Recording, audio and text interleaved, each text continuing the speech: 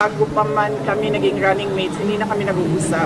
Nagkausap lang kami during campaign at dahil sa trabaho noon. Basta ngayon, hindi na kami Pero nagkausap. kailan po yung last na Ang pag-uusap? kaibigan ko talaga si Senator Amy Marcos. Kilala niya ako since 2012. Pero ma'am, kailan po yung naging last na pag-uusap na po ng Nung nag-tender ako ng resignation, yun yung last na nagkausap kami ni President Ma'am, do you Marcos. think kung si President Marcos magsalita para sa inyo, on behalf of you, baka maayos kaya itong nangyayari dito sa Kongreso? Alam nyo, kasi madami hindi nakakilala sa akin, pero mag-share ako konti ng ugali ko. Hindi ako humihingi ng tulong. Alam yan ng tatay ko, naging mayor siya, naging president siya. Hindi ako humihingi ng tulong talaga. Kaya nga kanina kung nakita ninyo, kung nakita ninyo, lumapit ako kay Congresswoman Gloria Arroyo. Sinabihan ko siya, ma'am, huwag ka na magpa-stress. Dahil dito sa ginagawa nila sa akin, kaya ko ito. Don't stress yourself about it. Yan din ang sinabi ko kay Congressman Marcoleta. Ma'am, sa gitna po ng lahat ng ito, how are you po? How do you feel about what's happening right now? And you mentioning even about the impeachment complaint or possible. Iniisip ko lang na kapartiyan ng journey ko as a government official, yung lahat ng nangyayari ngayon. Ma'am, sa tingin niyo po may hand si PBBM sa nangyayari ngayon dito sa Congress? Actions against you and the Duterte family. Sa tingin niyo may hand si Pangulo? Ma'am, hindi ko sagutin yan kasi sarcastic yung sagot ko dyan. Next. So, kumusta si Presidente Duterte? Kumusta yung mga advice niya sa inyo sa nangyayari ngayon niya, Bibi? Okay naman ata siya. Hindi kami nagkakausap ni former President Rodrigo Duterte. Pero sinasabihan ko lagi yung mga nakapalibot sa kanya, nasabihan siya na huwag pa-stress sa nangyayari. Tulad ng sinabi ko din kay Ma'am GMA kanina. Ma'am, may regrets ba kayo na sumama kayo sa Unity kasama si President Marcos? Medyo mahaba kasi yan eh. It needs a sit down. Sit down tayo, ma'am. Para naman. Opo kayo. Anyways. Kasi ba yung sinasabi niya this is targeted para sa 2028, hindi kayo iboto ng mga tao? May basihan ba yun? May plano na ba kayo sa 2028 na? O siya ang nagsabi. Yung Pero kayo ba? sino yun? Privilege speech. Yes, yung nag-privilege speech. Siya yung nagsabi Pero kayo ma'am, na huwag pagkatiwalaan. Yan ba yung gusto or nag-aambisyon ng presidente? Siya yung nagsabi. pero kayo ma'am, wala Pero kayo ba, tatakbo ba kayo 2028? Noong 2019, tinanong ninyo ako kung tatakbo ako sa...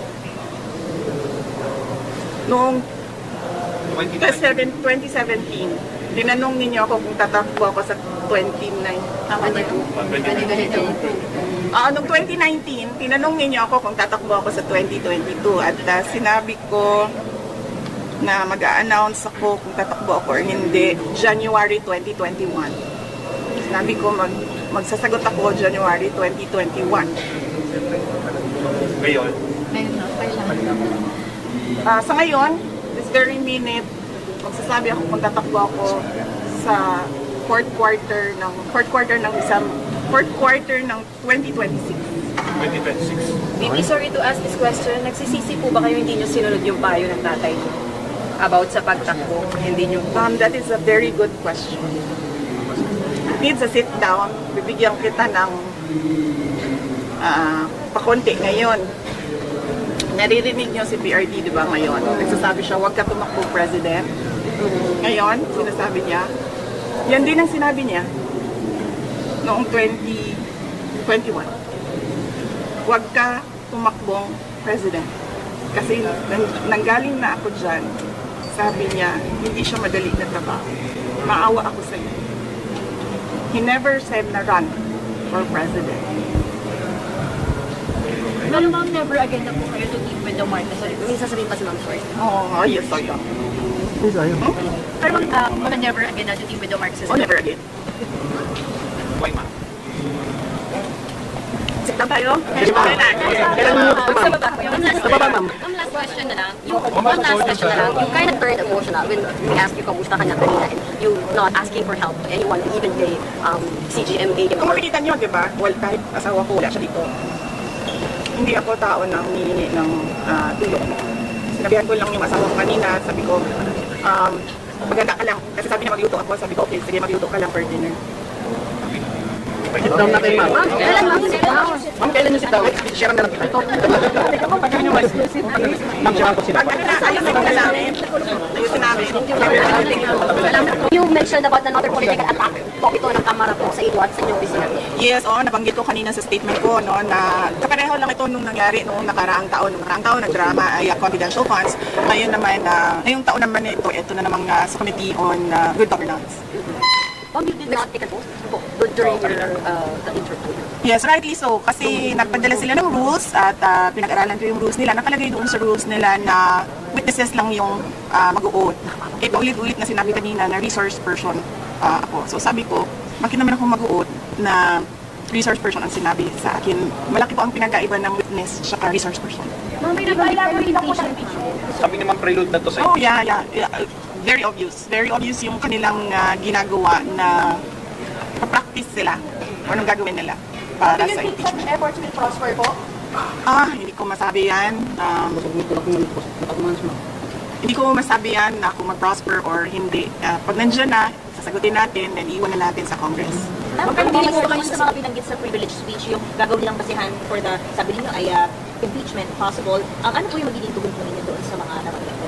Antayin natin yung articles of impeachment. Doon tayo magbabase kung ano yung isasagot natin dahil hindi naman natin alam kung ano talaga yung final na isusulat nila. Nagtitesting sila ngayon kung ano yung gagawin nila. But how do you say, ma'am, na testing ko ito for impeachment? Oo. Paano nyo po nasabi? Na kayo mismo yung iimbestigahan dito sa Pilipinas. Opo, nakatanggap ako ng invitation mula sa kanila para sa pagdinig ngayong umaga na ito. At marami sa mga opisyal ng Office of the Vice President nakatanggap din ng invitation. And lahat sila, ako yung pinadala nila na authorized representative nila. Kaya nandito ako. Bakit hindi kayo nagdalawang isip na hindi lumalo? Kasi yung second budget committee hearing before it. Para matapos na kaagad, para masabi ko na kung ano yung posisyon ko at ma-lodge na kaagad dyan na nag-attend ang Office of the Vice President. Ma'am, sakaling ipatawag ulit na 700 million na budget for 2025 na pinapos ng House. Yes sir. Kung ano man yung budget na lalabas sa GAA, yun yung gagamitin ng Office of the Vice President. Dadalo po kayo sa September 23 plenary debates ng budget niyo po ng House. Hindi pa namin nagpag-usapan sa opisina kung ano yung gagawin para sa plenary debates.